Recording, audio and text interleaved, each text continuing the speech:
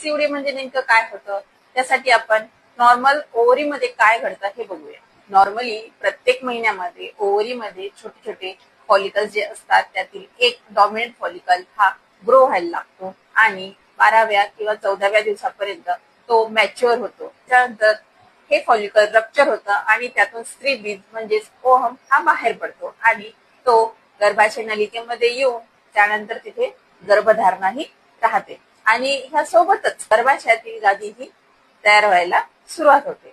आता हे सगळी जी प्रोसेस आहे ही हार्मोन्सवर डिपेंड असते. FSH आणि LH असे दोन हार्मोन्स असतात जे हे फॉलिकल वाढवण्यासाठी मदत करतात आणि इस्ट्रोजन आणि प्रोजेस्टेरॉन हे जे हार्मोन्स आहेत हे गर्भाशयातील गादी ही तयार करतात. आता हे तर नॉर्मल झालं, पण पीसीओडी मध्ये हे जे ओव्हरीमध्ये फॉलिकल असतात ते एकतर मॅच्युअर होत नाही किंवा जेव्हा मॅच्युअर होतात तेव्हा ते रप्चर न होतात, स्त्रीबीज बाहेर पडत नाही, ओहम बाहेर पडत नाही, त्यामुळे त्या फॉलिकलची सिस्ट बनते, गाठ बनते. आता हे तर रप्चर झालेलं आहे, स्त्रीबीज बाहेर पडलं नाही, त्यामुळे ब्रेनला सिग्नल जातो की अजून फॉलिकल ग्रो करा, म्हणजे एक फॉलिकल मॅच्युअर होईल आणि त्यातून स्त्रीबीज हे बाहेर पडेल.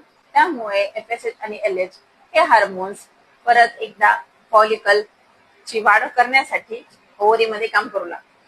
एक फॉलिकल 10 ते 12 दिवसानंतर परत हे फॉलिकल मॅच्युअर होऊन त्यानंतर ते रप्चर होईल आणि त्यातून स्त्रीबीज बाहेर पडेल.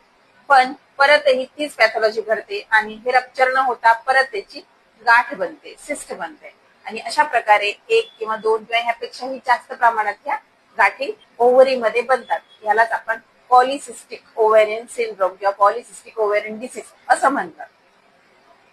आणि ही तर झाली ओव्हरी मधली घडणारी पॅथॉलॉजी. आणि गर्भाशयामध्ये जे अस्तर तयार होतं त्यासाठी लागणारे हार्मोन्स हे व्यवस्थित सिक्रेट न झाल्यामुळे तिथे गर्भाशयातील अस्तर हे व्यवस्थित बनत नाही, त्यामुळे पाळी ही महिने येत नाही. आता ही सगळी अशी पॅथॉलॉजी ही पीसीओडी मध्ये घडते.